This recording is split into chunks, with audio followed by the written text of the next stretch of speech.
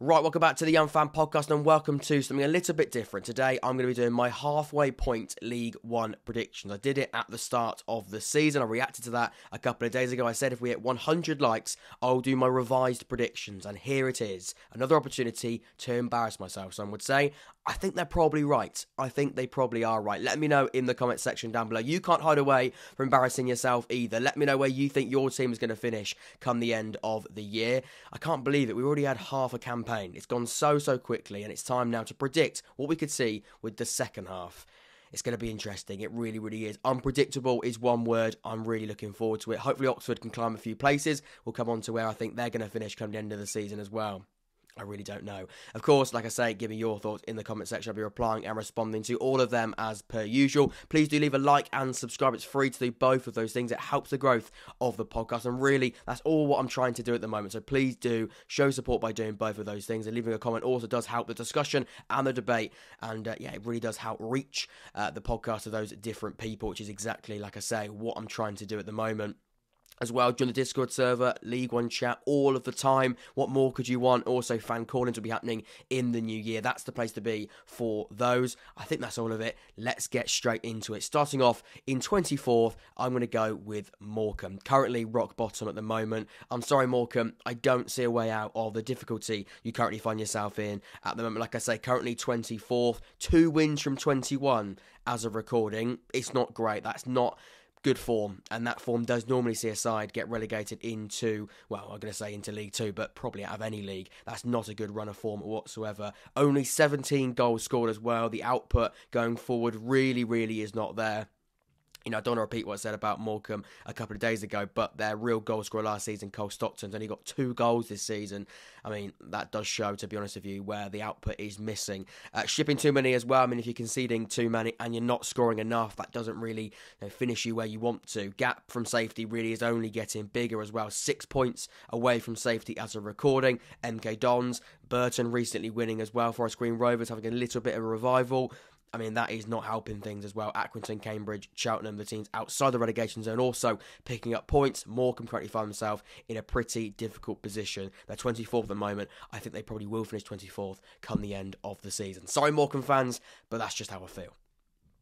So in 23rd, I'm going to go with Burton. And I know what you're saying, Jake. You're just repeating the current league table. That's cheating. It won't be like that. I know. But I do think the relegation zone will be pretty similar to what it is now. And similar to Morecambe, really. Only winning 3 games from 21 as a recording is a big problem. Defensively, absolutely woeful. I'm sorry, woeful is a strong word. But Burton, it's not going very well, is it? 44 goals conceded in 22 games. Averaging 2 goals a game at the moment in the back of the wrong net for Burton. That's not very good. And I mean, you've then got to score 3 at least to go on and win the game. Have Burton got the ability and the capabilities in the attacking phase to go and do that? I'm not entirely sure. I don't see enough quality in that squad. It sounds brutal. It sounds pretty honest, but that is how I feel. I don't see that Burton squad staying in the league. Unfortunately, I do think it is a relegation-filled Burton squad. They do need a dramatic January window, of course, as well. This is still December, and I'm doing this before the January transfer window, so they could go and really reinvest into that squad. And I think, to be honest, if you pick up quite a few players and add it to the team, but I don't know if that's enough. I think there really is now a gap, getting bigger and bigger. I'm not entirely sure Burton have got enough to stay in the league. Like I say, maybe a dramatic January window could be enough. I just don't see it. Sorry, Burton. I'm going to go 23rd for you. So in 22nd, surprise, I'm going to go with Forest Green Rovers. Recent slight revival, to be honest with you. I'm sort of looking at the recent form. There has been a little bit of a form change. It looked pretty doom and gloom at one point. It looked like Forest Green were absolutely nailed on to get relegated. But it recently has seen a little bit of a turn. Certain players coming up. Connor Wycombe scoring some really important goals. I just don't see it. I don't see it continuing, unfortunately. I don't see that sort of sustaining at the level of, like I say, recent revival. The squad does look too weak for this competition, if I'm being honest. And similar to Burton and to Morecambe and the other team I've got predicted to go down, maybe January could be a really good opportunity to bring in some players, but that won't be easy. You know, players will be looking at where they are now and thinking, Is that the right move for me? Maybe a couple of League Two players ready to make the step up.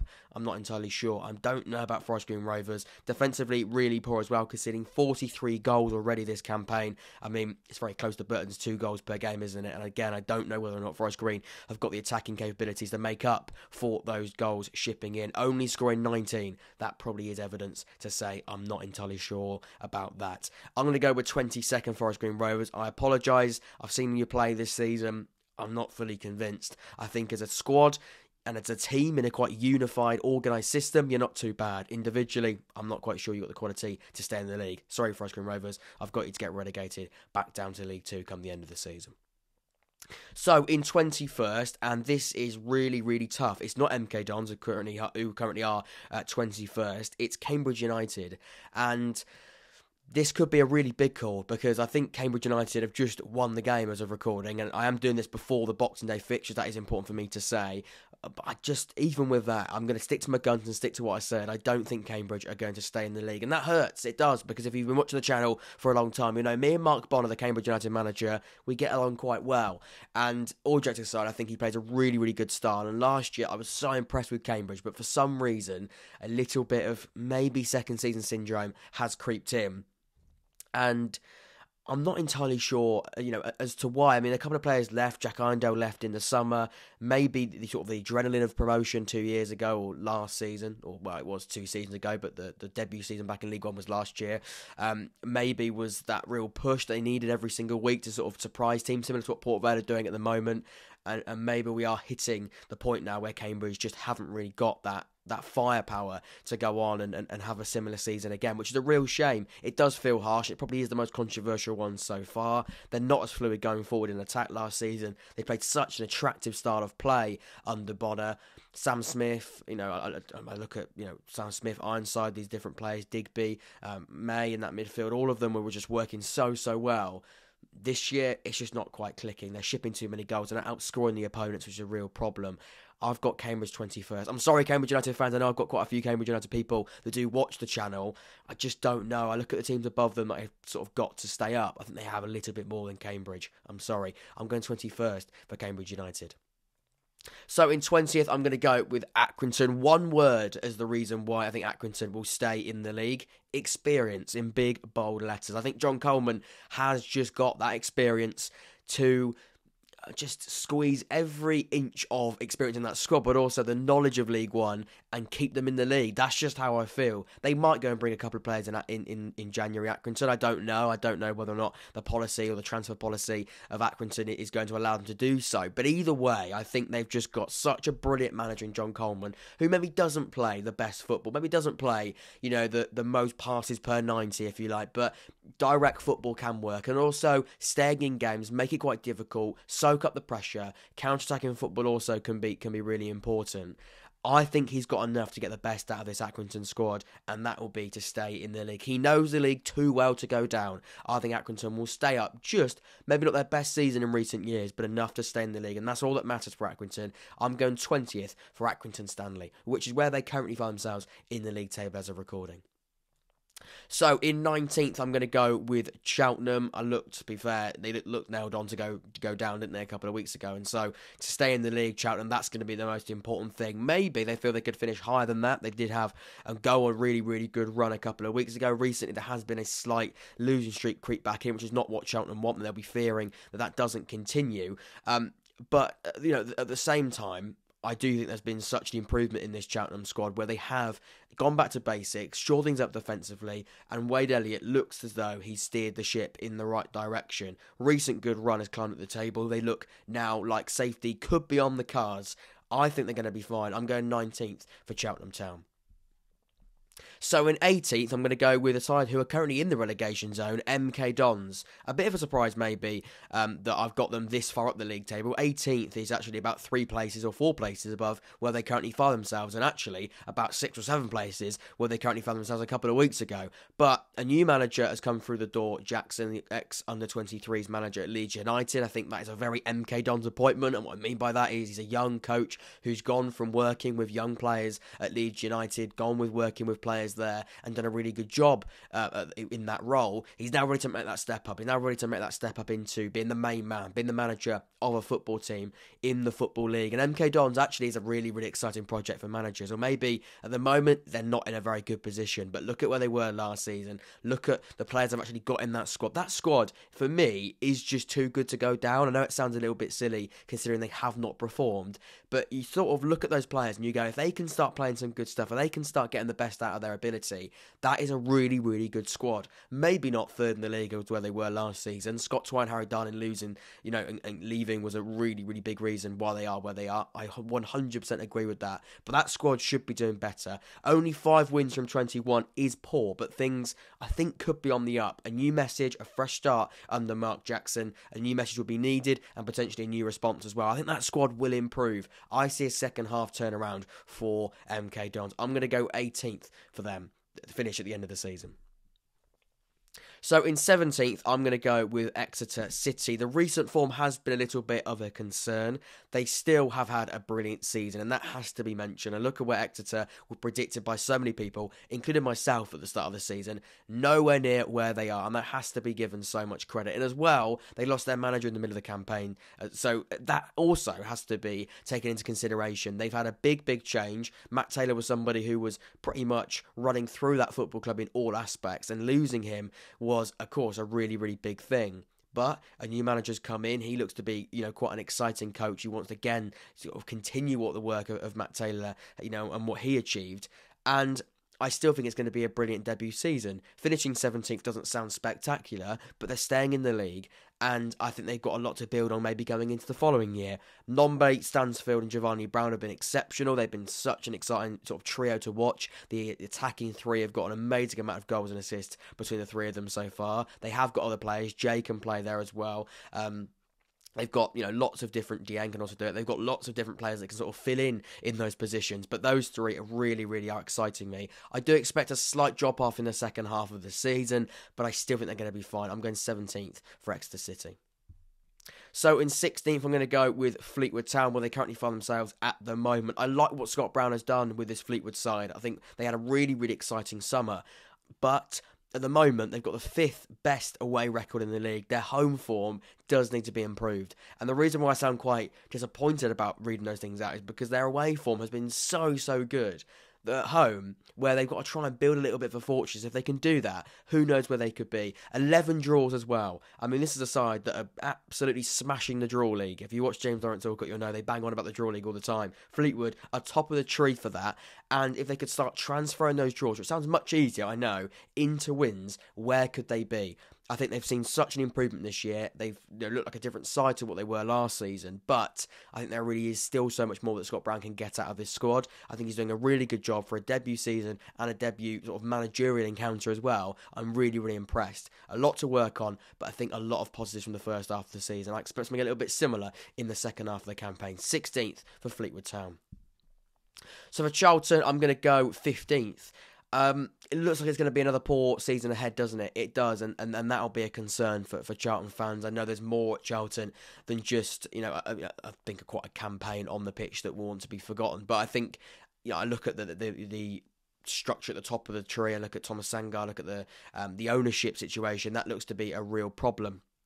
They did sack Ben Garner a couple of weeks ago, and Dean Holden's come through the door. It now looks as though he's going to try and maybe sort things out short term. I don't know whether or not it's going to be a long term thing with Dean Holden, but I think he's going to be motivated. He's going to be really ready to get the best out of what I think is a better squad than where they currently find themselves. They're not a 17th in the league side. They've got much better players than that. They might not be a top 6 team, but they're certainly not 17th. And Ben Garner, unfortunately, for that reason, has lost his job.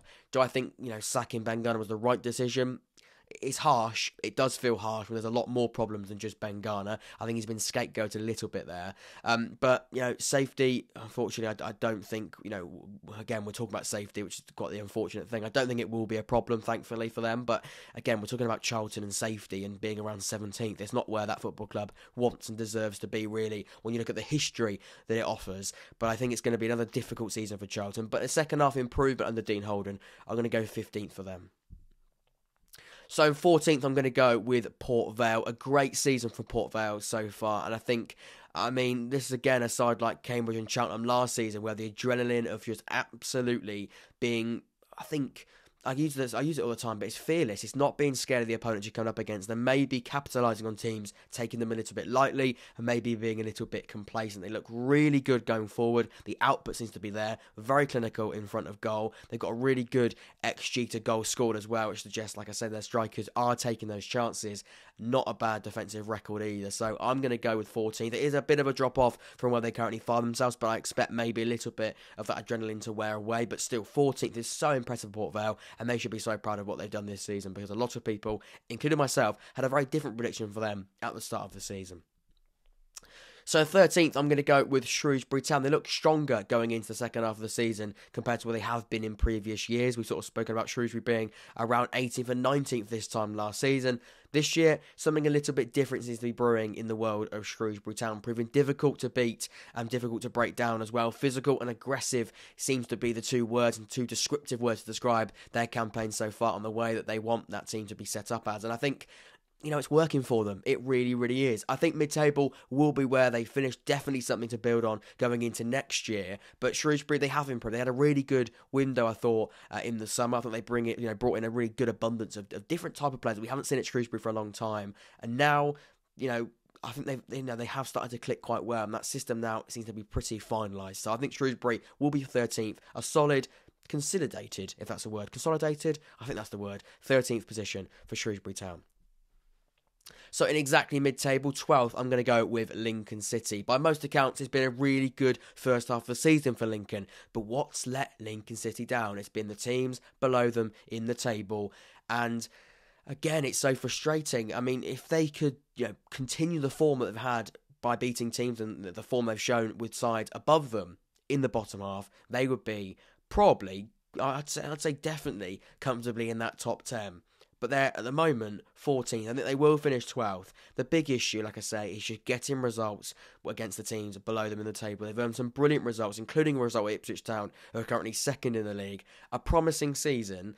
And again, it could be so much better. There's a lot of what-ifs around Lincoln City at the moment. And that big what-if is, can they start sorting out the results with the teams below them? Frustrating, I imagine, as well. But I do expect a mid-table finish. And like I say, by most accounts, Lincoln City will be happy with the first half of the season they've witnessed. And I think that will continue going into the second half of the season as well. So in 11th, I'm going to go with Bristol Rovers. Again, a little bit controversial. That will be maybe a little bit frustrating for some Bristol Rovers fans. And I think their recent form has been really, really strong. And that will probably be why they're a little bit concerned as to why I've put them 11th. But I do think I've been so impressed by Bristol Rovers. I think they've climbed into playoff contention a couple of weeks ago, and again, it comes back to how open this league is. They were nowhere near where they are, and that comes down to Joe Button's boys really getting going and hitting a brilliant run of form. I look at the XG as well, a great XG, suggesting going forward they're so strong. I look at Aaron Collins, just to name one example. Coburn as well is hitting the back of the net recently. They're working really, really well. And they're getting better and better every single week. Only 3 points from 6th as of recording. The playoffs might be a little bit too much to ask in their first season after promotion, but I think a lot to sort of really learn from this year, but also a lot of positives to take. I expect a little bit of a place drop-off in the second half of the season, but no doubt a really, really proud season for Bristol Rovers. I'm going to go 11th for them come the end of the season. So in 10th, I'm going to go with Oxford United. I'll be honest, easily Oxford and Bristol Rovers could change their position between 10th and 11th. I think that might be a little bit of a mistake that I'm now looking at as I'm doing this. But I'm going to stick to my guns and stick to what I said and what I wrote down a couple of days ago. I think Oxford will finish in the top 10, but only just. It's been a difficult and slow first half of the campaign, but I believe in a rise on the table. Like I say, it's hard. We've got 2 big home games again in this sort of festive period. We just got absolutely obliterated by Ipswich Town, who looked phenomenal on the day. But I still think there's positives in this Oxford side, and I think we will grow into the second half of the campaign. That's my hope. A lot of optimism maybe could be creeping in there. I think we've got, if we can get past the Christmas period, I know we're talking about the short term here, and you're probably saying, Jack, why are you sort of highlighting 2 games in the next 2? We're talking about the whole season. This is the halfway predictions. But I think those 2 could be pivotal. If we win those next 2, I think we can then really, really kick on for the rest of the season, because there's some big games. Home to Charlton and home to Exeter. 2 sides who are sort of in the middle of where we currently are.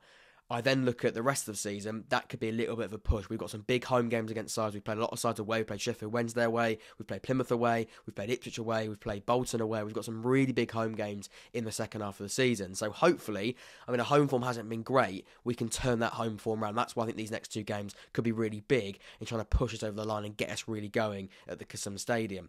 Creativity and output really has been better. Sort of as the season's gone on, at the start of the season it wasn't there. There was a real problem there. But missed opportunities, playing in patches, that has cost us. We do look back now and we look good in moments, but across a season, we just continue to sort of let ourselves down, which can be so annoying. And, we need to play in a more consistent way. If we can do that, then who knows?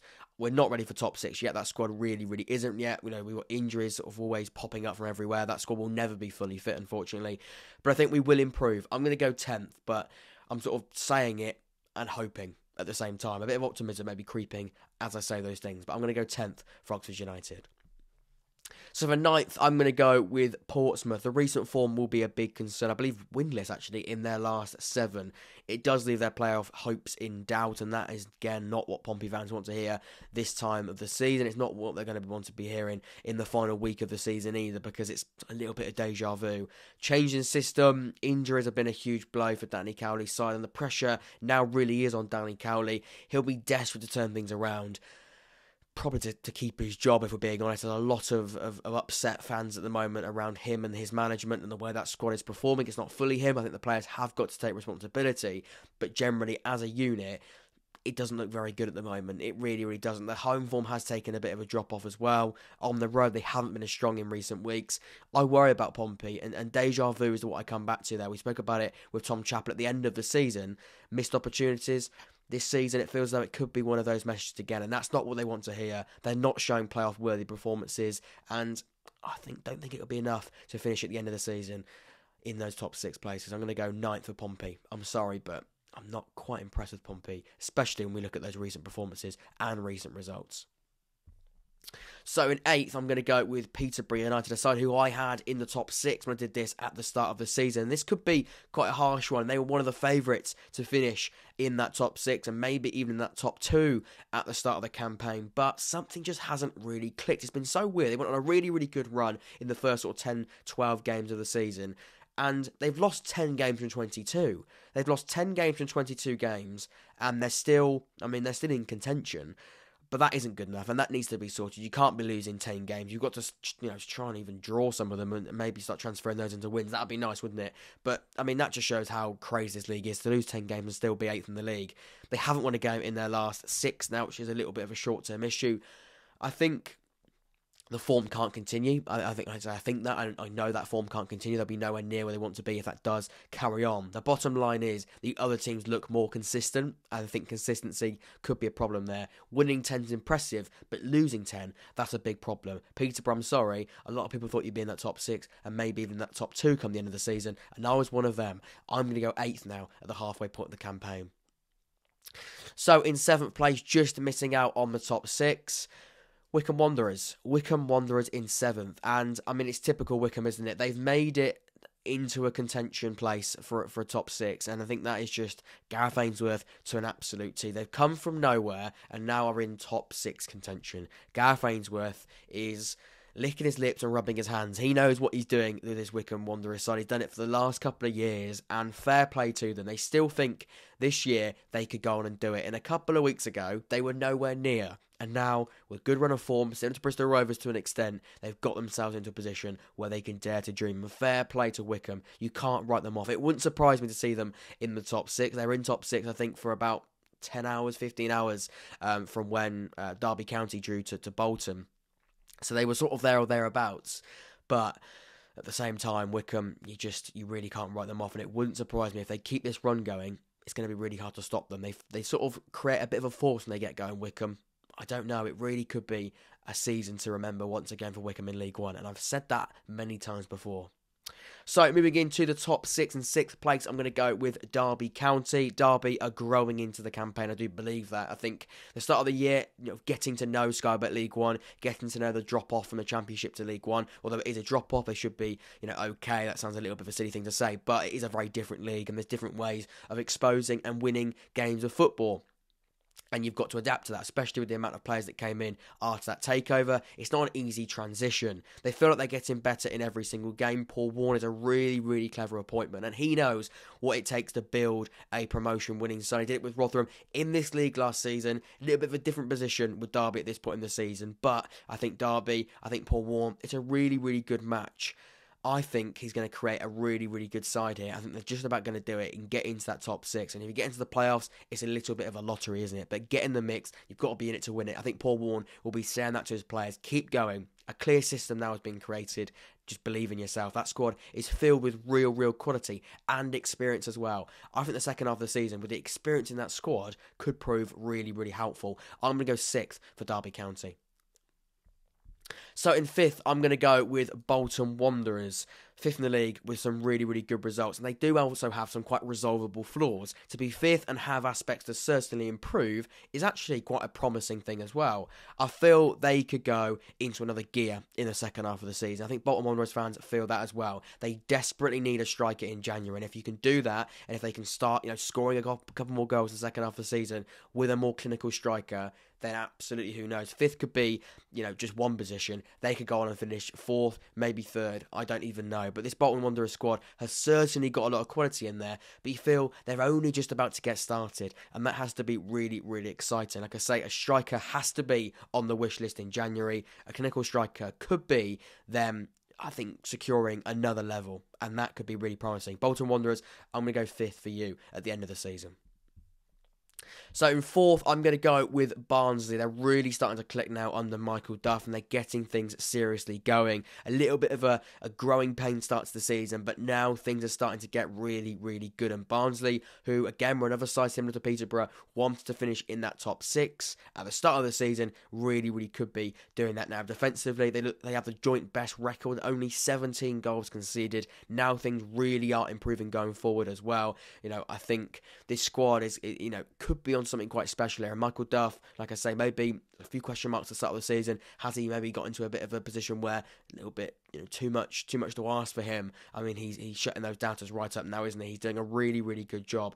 I can only see this kind of form continue. 6 straight wins is an absolutely incredible record, and especially for a season in League One that could be quite successful. Barnsley, I'm going to go 4th for you.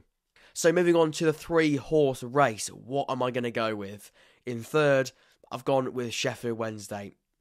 It's touch and go. It really, really is touch and go. But I think they might just fall short at the end of the race. Only 4 points from the top shows how open this 3-horse race is. Ipswich, Plymouth and Sheffield Wednesday all battling out for a top 2 place. And of course, the title in there as well. Beating teams like Fleetwood in a nitty-gritty game shows they really are up for the fight. I don't know. I really, really don't. One team has to be left disappointed. 2, arguably, if they don't go on and win the title. But I think I'm going to go Sheffield Wednesday in 3rd. Let's wait and see. It's going to be so, so close. I won't be surprised. I had them in 2nd. All I'm going to say is I had them in 2nd. At the last minute, I changed. Sheffield Wednesday in 3rd. So tight. Which means in 2nd, I've gone with Plymouth Argyle. Still, believe Plymouth will go up automatically. I think, like I say, right at the last minute I decided I think they're going to have enough to go up automatically through. Again, just a really, really good first half of the season, an exceptional first half of the season. Currently, as of recording, they're top of the table. It's a big call, and it really, really is. Only lost 3 games this season, only lost at home once, and that was a 2-0 defeat to Port Vale. The second highest goal scored by any club so far this season. I expect it to be so, so tight, and, to not have Plymouth to win the league when they are now currently top is a really, really big, maybe controversial call. But I think Plymouth, they're gonna fall into 2nd place, and I think Ipswich might overtake them, which means, of course, top of the table. I've predicted Ipswich to win the league. I was absolutely blown away by Ipswich on Saturday when they played against Oxford United. I was so, so impressed. I thought they were just relentless, absolutely relentless. And the style of play that Kieran McKenna has got those players playing now looks like a real force. And at the same time, if they can keep players fit, and that's going to be important, keep those key players fit. Evans, for example, in that midfield, look absolutely brilliant. Him and Morsey are a brilliant partnership, but they've both got to be fit for that to work. The other players as well, Connor Chaplin looked in fine form. Ladapo's now scoring some really, really important goals. You keep those key players fit. They have had some recent injuries. I think they're going to be absolutely fine. and I think they're going to be so fine, they're going to go on and win the league. The top goal scorers in the league as of recording as well, 44 goals so far this season, only 2 points off the top, and consistency really is good. They're breathing down Plymouth's neck, and I believe they're going to breathe so heavily down their neck, they're going to go and overtake them. It's a big call, I know. I think they're going to nick it. I think Ipswich will win the league, but it's going to be so tight, and it won't surprise me if it goes down to the final few games of the campaign. I'm so intrigued to see how that 3-horse race does finish up. But that is my League One predictions, my revised League One predictions at the halfway point of the campaign. I want you to get involved in the comment section down below. Do you agree? Do you disagree? I imagine there will be quite a few disagreements in the comment section down below. Please make it debate, make it a discussion. I'll be replying and responding to all of them as per usual. Discord servers always open for League One chat and for the fan callings coming out very soon as well. Until next time, I've been Jack. Please do leave a like and subscribe. I'll see you all very soon. Take care.